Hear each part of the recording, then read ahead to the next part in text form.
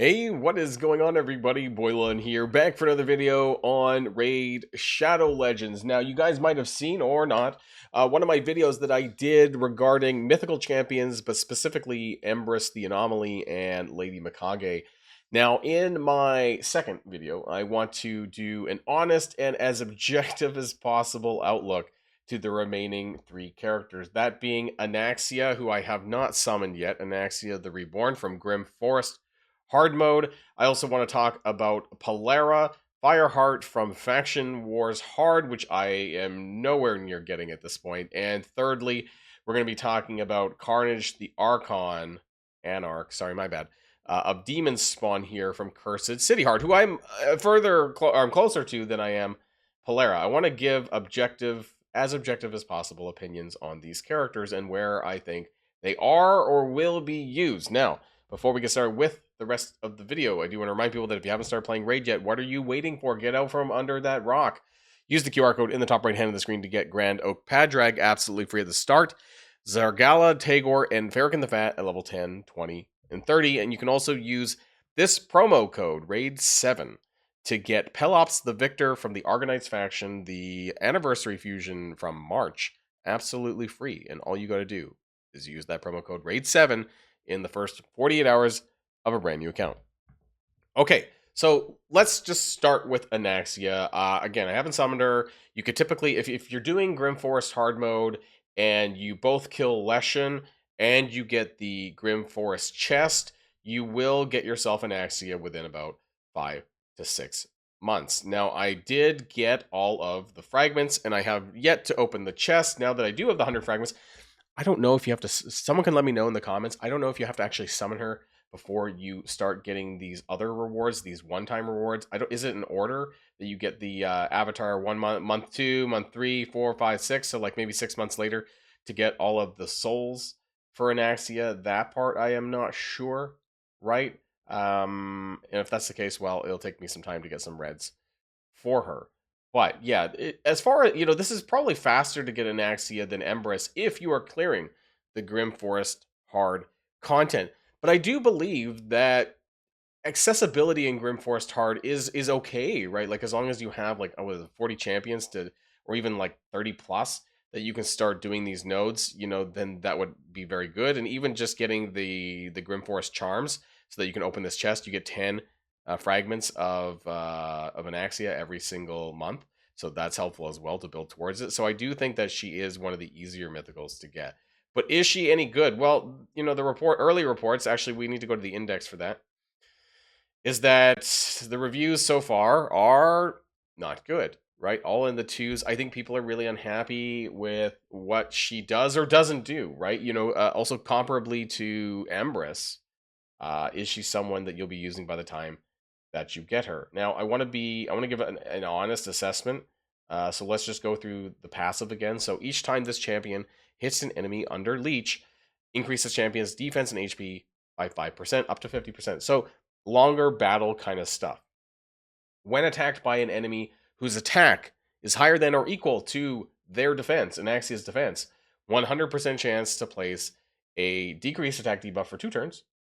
And when attacked with an enemy whose defense is higher than their attack, has a 100% chance to place decreased defense. Actually, not to Anaxia, I believe it's just their own, right? So only one of these are going to happen, either decrease attack or decrease defense. When attacked by enemies under a leech debuff, 50% chance to place provoke debuff. So this could be interesting, right? And so first things that I'm thinking of, other than Faction Wars, other than Cursed City, which a lot of characters can be, pigeonholed and used there anyways, in their related Lizardman content in this case, I'm thinking about Hydra a little bit here, right? We got Provoke, we got some debuffs. We have this A3 that's an AoE on a cooldown of 3. Leech is always nice, and a Provoke guaranteed as long as the accuracy check works on all enemies. So for the head of decay, that requires it. Also counterattack. Okay, so not bad.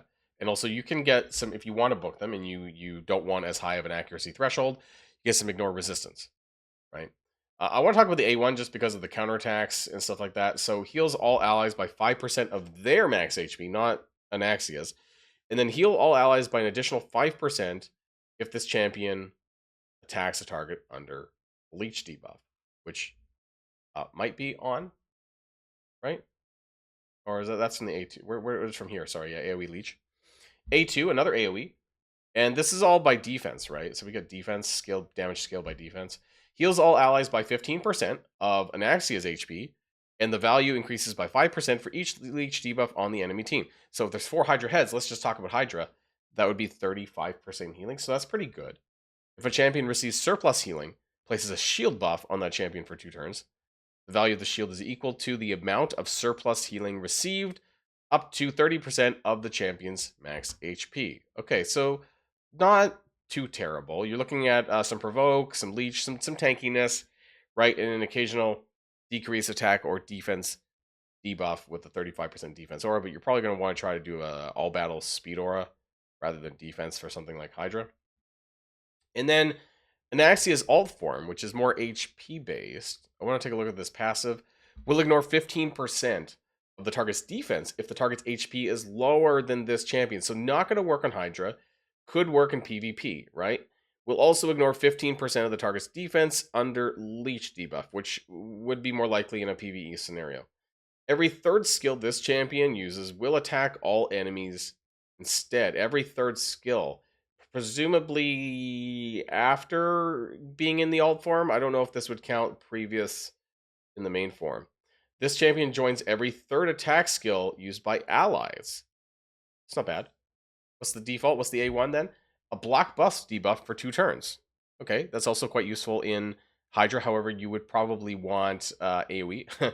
Although, it did say that every third skill this champion uses will attack all enemies. So can you get an AoE A1? It's a skill, right? So it doesn't have to be an active skill.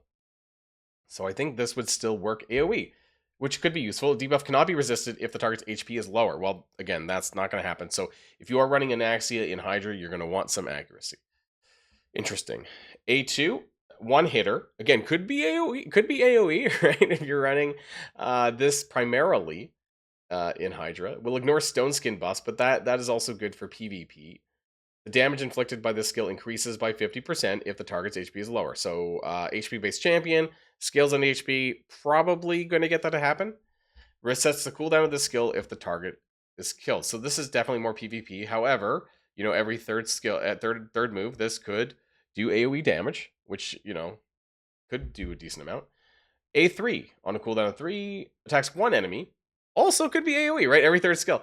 Before attacking, places a 30% increased crit damage buff on all allies.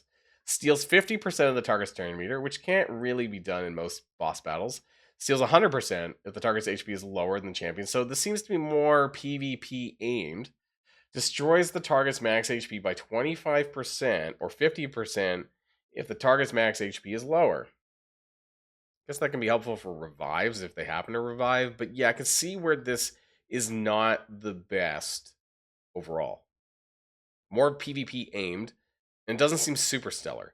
I would say that the main form is probably more valuable in wave-based content because of the provoke, and something that I will get some use out of, honestly, myself, in Faction Wars Hard. And then I could see this being used in Hydra, but I would, you know, as far as I could see why it's not rated so well.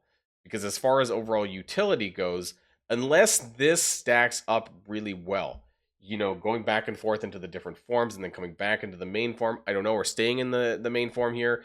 An extra 50% defense and HP might, you know, cause some pretty big damage on this stuff. I haven't seen it. So if anyone knows in the comments down below, right, like how both of them are AoE attacks, so maybe this could hit really hard with plus 50% defense. That's what I'm thinking. Right, you would just need to maybe use this skill like 3 times and you would get the full oh no, each time this champion hits an enemy under leech. So yeah, this could stack up to 50% pretty quickly, right? Especially with AoE attacks, right? You place the leech debuff, do some AoE that's 4 hits on a Hydra head, for example. You know, this could stack up pretty quickly. So yeah, that's what I'm thinking about mainly is like Hydra, Faction Wars, and Curse City. Right? Beyond that, there's not much more to talk about in terms of where you would get some usage out of that. So yeah, I would be curious what you guys think in the comments down below. Obviously, I would probably go to more of a defense, but ignore defense kind of build. You know, like kind of like a lethal or something like this. where maybe a merciless with defense as well to get more ignored. Try to get this damage up as high as possible, and then by also having high defense in this case, because I probably wouldn't use the alt form during PvE anyways. But yeah, the alt form does scale with HP. Maybe this 50% would also be enough to kind of just give some additional HP if you do swap over into the second form. So that was Anaxia. I'm not in any rush to summon her, but I do think that I will for sure get some value at a faction where it's hard and Cursed City hard. But it's just, I guess it feels bad when you're saying like that's the only good use for them, right? Let's talk about the second character, and that is going to be Polera. Now, I wanted to talk about Polera because I am nowhere near getting her. And by the time that I do, will there be a rework? A lot of people are saying, well, you know, maybe Polera will actually get a mythical rework at some stage because of how pain in the ass she is. God has even worse ratings than Anaxia. So let's see what we're dealing with, though. Attack-based champion in the main form, and we have a defense-based form, based scaling in the alt form. I mean, she does look really cool, and that's the sad part of it. But let's just see, right? We got Fire and Ice. This champion deals 25% more damage against enemies under an HP burn debuff or a freeze debuff. Okay. This champion deals 100% more damage against enemies under both. Now, this is impossible pretty much on bosses. This champion ignores the damage reduction granted by freeze. So this sounds like to me more aimed towards PvP to be able to land both of those things, right? A3, AoE, cooldown of 3 with books. Attacks deals single target damage to each target individually rather than AoE damage. This is probably as it would relate to maybe some passives that would block this. I'm thinking of Ultimate Death Knight for some reason, which may mean that he actually, instead of the AoE damage, which would normally he wouldn't block all of this, he might end up blocking it because it's considered single target damage, which is weird. Anyways, we'll ignore shield, block damage, and unkillable. Okay, fine. Activates HP burn debuffs. Fine. Places a block revive debuff on targets that are killed while under HP burn or a freeze. Defense and attack scaling. How do we get that on them, though? HP burn or freeze. Attack one enemy 3 times. Each hit will ignore 25% of the target's defense. Each hit will ignore 50% instead if under HP burn or freeze. Places an HP... Okay, each hit also destroys target's defense and resist. Okay, this is interesting. Right, so this is independent of the HP burn and freeze stuff. Maybe there's some value in here for PvE content. Place a HP burn debuff on all enemies for 2 turns if the target is killed by the skill. So you need somebody else to kind of do this without her, which seems to be the shit part. You know, I mean, if you kill them, but I mean, realistically, you kind of want this on beforehand, don't you? Right? That's what it seems like, because if they're under either of them before the skill, it ignores way more damage. But where do you get that is the question, and it should be more broadly available, and it seems like it's not. So you need an enabler for Polera to actually get those burns on easily, you know, at the start before she takes her turn or something like this. There's no free turn either to put that on. Attacks one enemy, places an extra hit if the target is under debuffs.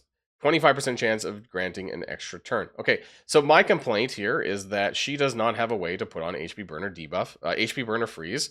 Maybe like a free, like an A3 extra turn skill, like with a debuff or some buffing and debuffing, and then it goes into the A2. That's something that would be, or puts it up first and then does the AoE attack here, like something like that, right? But she does not. So she would benefit from some AoE burner or, I don't know, a Hilvi, right, for some AoE freeze or something like that, right? And then let's take a look at this alt form.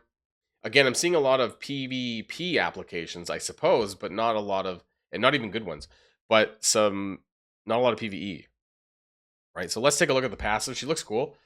Allies under freeze debuff receive 90% less damage. Okay, cool. So if this happens, if there are multiple champions, blah, blah, blah, blah, blah, active once per turn, revive each ally, including this champion, with 100% HP. Places a freeze debuff on the revived ally for 1 turn. This debuff cannot... Okay, so that's great. So they're going to get revived. They're going to get a freeze debuff, but they're probably not going to die while they're under freeze debuff. So that's something. Let's do the A1 first. So 50% ally protection, except her, and then healing any allies under ally protection based on her defense. Place a block debuff and 25% strengthen for 2 turns. Cooldown of 3 with books. 100% ensnare. That's a funny one because I think it stops them from gaining turn meter, I believe, because I pulled, what's his name? Pontiff Augustine out of the Assassin's Creed collab, which I don't really use. But he's got ensnare as well. This debuff cannot be resisted by enemies under HP burn or freeze. Again, no applications of this yet. Here we go. Plays AoE before attacking, place intercept on all allies. That's cool. Places a freeze debuff for 1 turn, cannot be resisted. Okay, fine. But like, it's only 1 turn. I think for a mythical, if she had 2 turns, that would be even better. And then that would allow for this stuff, right, to have this debuff cannot be resisted by enemies under either or. So she has no really good HP burn application. In the main form, she has to kill somebody. And then for her A3 here, it does, but it's just not the best, if you ask me, in terms of how she gets those out. It's like she's relying on other people to get the debuffs out, which is the real shame.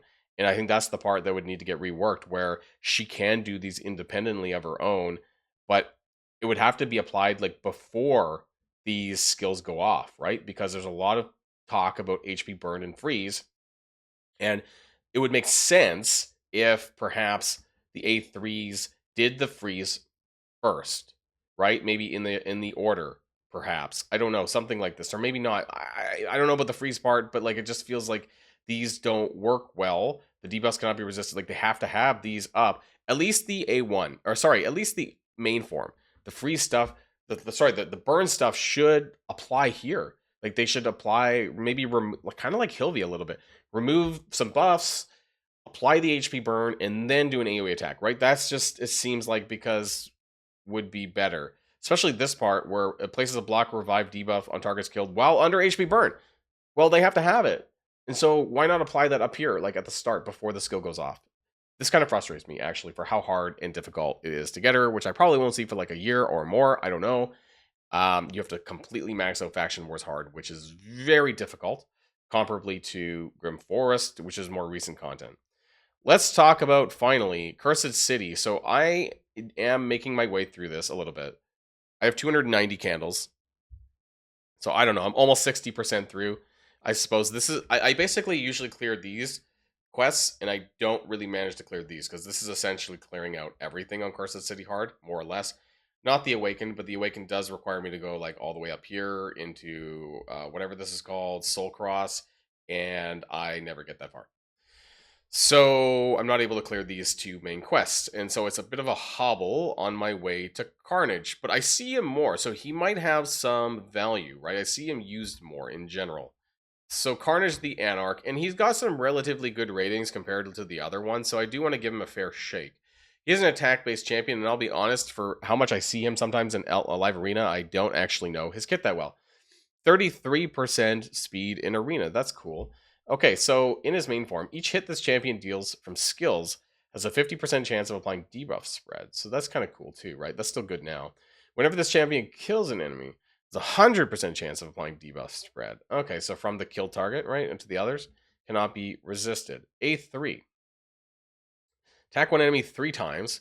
First hit is block passive for 2 turns, and it cannot be removed. So a protected block passive. And that is really nice, because there's a lot of really freaking annoying block passive skill enemies. With really annoying passes, especially in the PvP side of things, right? I have Arn the White, who basically does the same thing on his A3 that puts or A2, sorry, that blocks passive skills. This is really good. Block active skills, also protected. So that is nice. And 100% turn meter steal. That is cool. Weird that the damage is actually scaling off of accuracy. A2, 2 hit, also attack and accuracy based. Attack one enemy 2 times. Before attacking, swap HP, then steal all buffs, and transfer all debuffs from him to the target, and then seal. I actually don't remember. I think it blocks artifact sets and things like this. It might maybe like ignore defense. That's what I'm thinking of. Cannot be removed. So I love that a lot of this is like protected debuff. This is super rare. This debuff cannot be resisted. or blocked if the target is 50% HP or less. Okay. And then this is what I was thinking of. 2-hitter, 50% chance of removing a random buff from the target, but it's this part. Whenever an enemy hits this champion or an ally, has a 50% chance to counterattack with this skill. This chance increases by 10% for each debuff on the enemy. So this is really, really nice. If you have some enemies, someone else on your team that applies debuffs, then basically he's retaliating like a lot with this A1, which adds up. It really does add up. So I really do like his kit on his main form. I think I see people stay in the main form. I don't often see people go into the alt form, but he still looks really cool. And let's take a look. So this champion's crit damage increases by 1% for every 3 points of accuracy. So this is like a weird Mithrala thing, but the more accuracy, the more damage. Ignores 10% for each debuff they are under. So yeah, really, really cool. Attacks all enemies twice on a cooldown of 4 with books. If a target is killed while under 3 or more different debuffs, place a block revive debuff. That's kind of very circumstantial there a little bit. I mean, to get that going, could be still good in Ice Golem, but by the time you have Carnage, I highly doubt you need help doing these dungeons, but maybe in Cursed City, right? Also heals this champion by 30% of the damage dealt. Also AoE, ignores shields, ignores ally protection when attacking enemies under 1 debuff, and unkillable under 2. Okay, so I imagine that these hurt and do a lot of damage, like because you're getting the additional crit damage. And there's no cap to this, really, but it is every 3 points, right? So 100 accuracy would give you like 33% crit damage, but that's still pretty good. Like you could get yourself up to like 400, 500% crit damage or accuracy, and that would give you like an extra 120, 130% crit damage, hypothetically. Still pretty cool. Enemy 2 times. Is this the same thing? Heals this champion whenever an enemy hits this champion or an ally. Yeah. That's pretty cool. I mean, it seems pretty, it's the same thing basically. But yeah, in this alt form could do a shit ton of damage, right? I mean, it sounds like this guy definitely hits pretty hard. But this is really good for PvP, right? The block passive skills, especially like Nace and all those annoying people who like have like a passive fatal save, things like that. I'm thinking of Nace, who like turns into his fucking bird form, which is super annoying on his passive, right? And then you could stop that. There's other characters. Who else am I thinking of? Like, are they Banner Lords? I don't remember. Marichka? Yeah, super irritating. Like, there's some really annoying passives that you can just completely block out. So that's why I get a lot of usage out of my Arn the White, because he basically does the same thing on this A2. Before attacking, places a block passive skills debuff and ignore, so I really like this part of Arn, and that's what I see in Carnage. So I'm hoping that by the time I eventually get there, now I do want to say, just for reference points a little bit, I've been playing for about almost 16 months.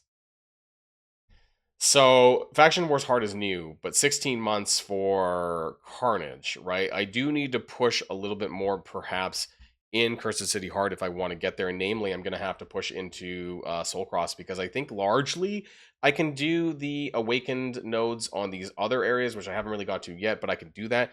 It's just Soulcross where I can. If I could do that, that's an extra 15 candles per month, which will help me get him unlocked a lot quicker. So I think that's something that I need to eventually work on these nodes, particularly that block my access into Soulcross, which is like all of these S's go up to the Sand Devil, and I need to work my way up from there. So I guess that's something that I'm going to start to work on. But if any of you guys have Carnage, probably not so much Polera, but if you started to use also Anaxia, let me know how you felt about these 3 characters in the comments down below. I would be surprised if anyone watching me actually has Polera, but if you do, let me know about your thoughts about these characters. I would love to know as I approach to actually start using them. Now, before we go, I do want to talk about Grand Oak Padrag. Use the QR code in the top right hand of the screen or in the link below to get Grand Oak at the start of your journey. Also Zargala, Tagor, and Farrakhan the Fat at level 10, 20, and 30. And don't forget that you can get Pelops the Victor, the fusion legendary from the Argonauts faction back in May, the anniversary champion. And all you got to do is use the promo code RAID7 within the first 48 hours of a brand new account. All right, everybody, that's it for me, and I'll see you all on the next video. And if you like this video, make sure you hit that subscribe button if you haven't already, and you'll be greatly helping out the channel. Have a great day, and I'll see you guys on the next one.